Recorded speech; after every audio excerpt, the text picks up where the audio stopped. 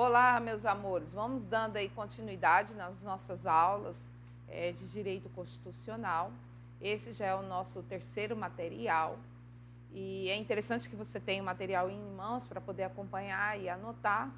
Embora hoje a aula seja um pouco mais tranquila, vocês vão ver que tem um conteúdo aqui dessa aula em particular que é bastante cobrado em concursos públicos. Daí a importância de se estudar esse conteúdo com bastante atenção. Então, a gente vai iniciar conceituando direito constitucional. É claro que nós temos que ter em mente aquela clássica divisão do direito em direito público e direito privado. Lógico que essa divisão é uma mera questão didática mesmo, de ensino e aprendizagem, porque, na verdade, o nosso ordenamento jurídico, o nosso direito, ele é uno, ele é um só e ele não sofre divisões. Essas divisões vêm justamente para facilitar o nosso estudo. E a gente sabe que as duas grandes divisões do direito estão em direito público e direito privado. Direito privado são aqueles conjuntos de normas, né, que regulam a relação entre os indivíduos, em que há pouca interferência do Estado nas relações estabelecidas entre esses indivíduos. É bem característico do Estado liberal, o Estado numa conduta negativa. Já o ramo do direito público são aquelas normas editadas pelo Estado, cujo Estado tem interesse. Ou seja, nós temos aí um Estado numa conduta positiva. E o direito constitucional não poderia ser diferente, porque já que no direito constitucional nós já vimos aí pelas aulas introdutórias que ele trata da organização, da estrutura, da fixação dos direitos fundamentais, né, do Estado, nós já temos que o direito constitucional é ramo do direito público. E o seu objeto de estudo, é claro que o direito constitucional, gente, ele sofre várias divisões. Qualquer obra, qualquer doutrina, vocês vão ver o direito constitucional comparado, grande estudioso, expoente, que eu gosto muito de consultar, é Canotilho, mas aqui nós estamos partindo de uma conceituação mais geral. Então, o objeto de estudo do direito constitucional, que vem junto aí com o nosso constitucionalismo, é o seu texto escrito, no nosso caso, é a própria Constituição do Estado. Esse será nosso objeto. Durante toda a nossa aula, do início até o final, nós só vamos tratar da nossa Constituição Federal. Ou seja, o que é essa Constituição Federal, especificamente de 1988? Já diz aí Marcela Alexandrine Vicente Paula, é a matriz de toda a ordem jurídica do Estado, é o tronco do qual derivam os demais ramos da grande árvore que é a ordem constitucional. E aí a gente não pode esquecer, eu trouxe ela aqui hoje, a pirâmide de Kelsen, da sua teoria pura do direito. Vou falar hoje mais um pouquinho de Kelsen, mas a gente não pode esquecer a pirâmide de Kelsen. A Constituição, que é o nosso objeto de estudo, dentro da hierarquia das normas, ela está no topo. Abaixo dela, nós temos as normas infraconstitucionais. Se você olhar essa divisão bem básica que eu coloquei aí, dá uma olhadinha. O que você faz? Aí dentro de normas infraconstitucionais, você pode colocar aí as leis. Nós temos as leis complementares, nós temos as leis ordinárias, nós temos dentro dessas leis complementares e ordinárias, nós temos ainda leis federais, estaduais e municipais, tá ok? Então, nós chamamos esse conjunto de normas, essas leis, de normas infraconstitucionais, porque elas estão abaixo da Constituição. Ou seja, a Constituição Federal, ela adota uma posição de supremacia. Essa é a teoria pura do direito de Kelsen. Abaixo das leis, nós temos as normas infralegais, ou seja, normas que estão hierarquicamente abaixo das leis. Quais seriam essas normas, professora? Decretos, resoluções, então são instruções normativas e demais regulamentos são exemplo de normas infralegais e, consequentemente, infraconstitucionais. Por que esse grande bloco? Porque nesse grande bloco há sim uma hierarquia. Por exemplo, um decreto do Executivo, ele não pode contrariar uma lei, porque a lei, diante da pirâmide de Kelsey, é hierarquicamente superior. Uma lei, seja ela federal, estadual, municipal, lembrando que não há hierarquia entre leis federais, municipais e estaduais, dada a autonomia que os entes federados, quais são os entes federados? União, Estado, Município e Distrito Federal, têm para exercer o poder legislativo. Só que essas leis, em relação à Constituição, há uma hierarquia sim. Os seus dispositivos têm que estar em consonância, em harmonia com o texto constitucional. E eu nem preciso falar que as normas infralegais, decretos, devem estar em harmonia, não só com o texto legal, mas com o texto constitucional. Amores, vi muitos alunos meus aí nas avaliações chamando a Constituição de lei. Constituição, ela não é uma lei, tá? Ela não passa por um processo legislativo no parlamento, como ocorre com as normas infraconstitucionais. Se você uma hora quiser chamar a nossa Constituição de lei, grava aí mais um adjetivo aí para ela, uma lei maior. Aí sim, fica até é possível aceitar essa expressão. Então, Constituição, você pode chamar de Constituição Federal, Carta Magna, Lei Maior, mas nunca chamá-la simplesmente de lei, tá bom? E dando continuidade aí, então, a gente pode trazer o conceito de quem, meus amores? Nós vamos citá-los aqui várias vezes. José Afonso da Silva, como eu havia dito no início da aula, ele é o pai do direito constitucional. Será muito citado nessa parte de direito constitucional 1, que é bem próximo de uma teoria geral do direito constitucional. Galera, se você pegar bem o conteúdo dessa teoria geral do direito constitucional, moço, você vai bem em todas as disciplinas, porque é a base para tudo, tá? É a base para tudo. Então, vamos lá para o conceito do direito constitucional, que é o conceito de José Afonso da Silva. Configura-se o direito constitucional como direito público fundamental, por referir-se diretamente à organização e funcionamento do Estado, à articulação dos elementos primários do mesmo e ao estabelecimento das bases da estrutura política.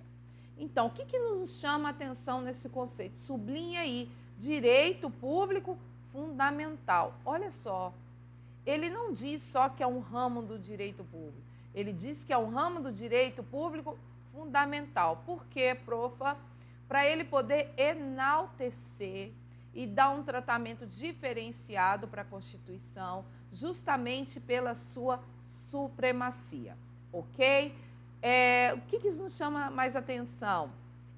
Aqui, estrutura política. Estrutura política é interessante, circula aí, porque dentro da estrutura política, olha lá, organização e funcionamento do Estado, nós temos aí, o que ele quer dizer com isso? As competências constitucionais do Estado, nós temos aí competência concorrente, competência comum, nós temos aí estrutura política, toda a organização política dos entes federados, a divisão dos poderes políticos, o funcionamento do poder legislativo, do poder executivo, do poder judiciário, toda a sua estrutura e as suas competências você encontra onde? Dentro do texto constitucional. E considerando que a Constituição é o objeto de estudo, é isso que você vai estudar em direito constitucional, ok? Dando continuidade, então, nós temos aqui, deixa eu puxar, deixa eu ver, eu voltei, né? Voltei? Não, voltei. Olha só, aqui como nós já vimos que o objeto de estudo é a Constituição, eu trouxe aqui um conceito, uma anotação de Marcelo Alexandrino e Vicente Paulo, que eles são os autores do Direito Constitucional Descomplicado, que é uma daquelas obras que eu falei para vocês, que é uma das que eu mais gosto para o estudo do aluno, principalmente para quem estuda para concurso público. É uma obra de fácil de leitura, tá? Eu tenho até ela aqui, deixa eu mostrar para vocês, a minha 15ª edição. De repente até mudou a capa. Gente, olha, a capa do meu já até se soltou, olha só, de tanto que eu já estudei por esse livro. Mas eu tenho outras obras também. Eu tenho várias obras de direito constitucional, mas eu confesso que essa é uma das favoritas para o estudo, tá? Então, olha o que diz o Marcelo Alexandrini e o Vicente Paulo.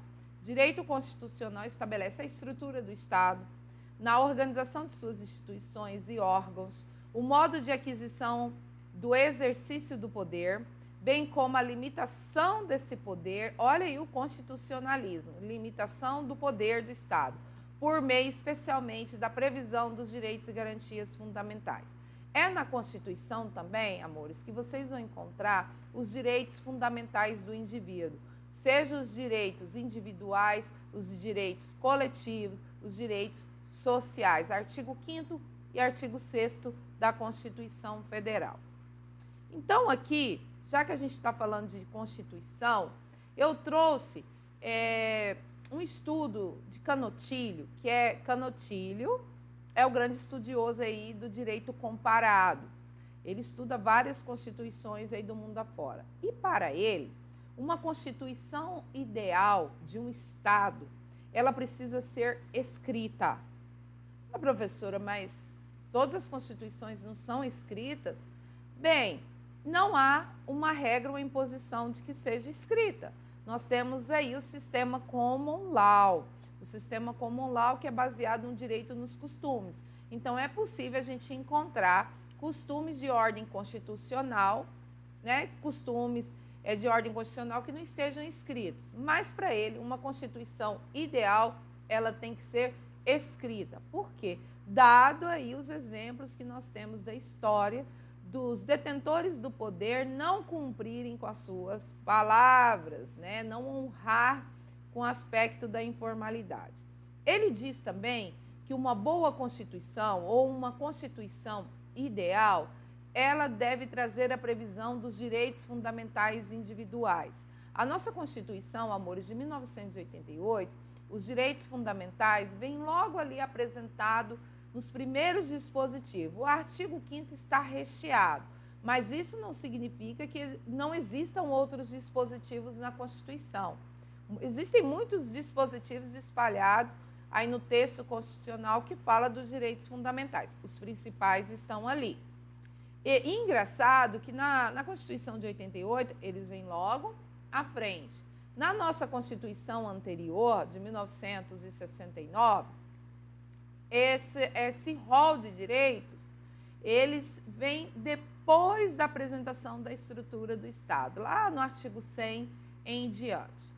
Uma boa Constituição, uma Constituição ideal, ela deve ter previsão de participação do povo, para que ela possa ser intitulada de democrática, ou seja, uma Constituição do Estado, ela deve ter previsão de participação popular, participação direta ou indiretamente, né? O nosso caso, a nossa Constituição de 1988, ela faz previsão da participação indireta através das eleições e faz previsão da participação direta do povo no exercício do poder político. Nós temos vários exemplos aí, que é o caso da ação popular, plebiscito, né, referendo, nós temos aí projeto de lei de iniciativa popular. Então, nós temos aí vários aspectos que permitem a participação direta do povo. Então, nós podemos dizer que a nossa Constituição Federal está se enquadrando aí numa Constituição ideal e ela é uma Constituição democrática. Outra questão interessante que Canotilho diz que a Constituição ideal, ela deve conter a divisão dos poderes lá de Montesquieu, do espírito das leis. Montesquieu, em meados de 1600, 1648, por ali, ele produziu uma obra muito famosa do Espírito das Leis, em que ele fala da necessidade da divisão dos poderes. Por que Canotilho diz que é importante essa divisão? Como forma de limitação do poder estatal. Mas como que se limita, professora? Com a divisão. Se eu concentrar o poder de legislar, de dizer o que pode e o que não pode ser feito, com aquele que administra e o mesmo que administra executa também, então não há limitação do poder. Há uma forte tendência a abusar desse poder. Junto com a divisão dos poderes, lógico, tem que vir o sistema de freios e contrapesos, o check and balance. Quem inaugurou de forma positivada esse mecanismo, de forma evidente, clara e aplicada, foi a Constituição americana. Então, ela trouxe aí na sua primeira Constituição o sistema de freios e contrapesos. A nossa Constituição tem? A nossa Constituição tem sim, tá? Nós temos aí no artigo 2º que os poderes político, legislativo, executivo e judiciário, lá já logo no artigo 2º, são independentes, ou seja, eles são divididos, cada um com a sua função, ok? Mas também eles são harmônicos, ou seja, eles devem funcionar em harmonia. E como que eles vão funcionar em harmonia? Se um ou outro detentor daquele poder, que esteja ali fazendo uso do poder político, representando o Estado, vir a abusar desse poder, a Constituição ela deve ter mecanismo para que um poder possa interferir no outro. E aqui eu tenho uma infinidade de exemplos. Quem que aprova as leis? Nós temos aí o parlamento. De que forma que o executivo pode exercer o controle nesse aspecto no parlamento? Através do veto, por exemplo. Né? O prefeito é quem administra, o presidente é quem administra, o governador, que é o poder executivo. Mas de que forma o poder legislativo pode evitar que o poder executivo abuse do seu poder? Ora, é o poder legislativo quem julga as contas desses governantes, né, do poder executivo. Então, e também promovem a fiscalização. Poder judiciário, de que forma que o poder judiciário pode exercer, por exemplo, um controle no poder legislativo? Nós vamos estudar isso, é o nosso último conteúdo, através do controle de constitucionalidade das leis, beleza? Então, nós vimos aí a Constituição ideal. Acredito que a nossa Constituição, acredito não, tenho certeza, que a nossa Constituição de 1988, ela se enquadra nessa concepção. Bem, partindo disso aí, resta então, professora, definir o que é Constituição de um Estado. O que é Constituição do Estado? Professora, eu já sei que Constituição, ela limita poder. Só pelo constitucionalismo eu já aprendi isso, professora. Ela limita o poder, ela organiza o Estado, ela estrutura, ela apresenta o poder político e a sua divisão. Então, deve estar fácil conceituar Constituição. Agora, a gente tem que parar para pensar num aspecto. Quando a gente fala do poder do Estado, é impossível a gente pensar no conceito de Constituição somente no conceito jurídico, porque a ordem constitucional, como ela está lá no topo da hierarquia das normas, ela vai interferir na sociedade como um todo. Então, não tem como eu estudar conceito de Constituição e não entender qual o sentido de Constituição para as outras áreas do direito. Ou seja, qual é o sentido de Constituição sobre o aspecto jurídico, político e sociológico. Existem outras classificações, viu, amores? Tem mais duas aí, quem gosta até mesmo de tratar essas duas a mais, acho que é culturalista e aberta, salvo engano, é o Pedro Lenz, em Direito Constitucional Esquematizado. Ele trata, André Pucinelli eu sei também que trata desse assunto, então se você quiser complementar o estudo, você pode pesquisar. Existem umas outras infinidades de classificações para o sentido de Constituição. Mas os três principais, e eu coloquei até um quarto aqui, são esses que nós vamos abordar. Por que eu estou chamando a atenção? Esses três sentidos, quanto ao conceito de Constituição, é bastante cobrado em concurso. Quando você estiver estudando mais a fundo direito constitucional, você vai ouvir muito falar em Ferdinand de La Salle, Carl Schmitt e Hans Kelsen. Você vai ouvir falar desses três, você vai ver isso de forma recorrente.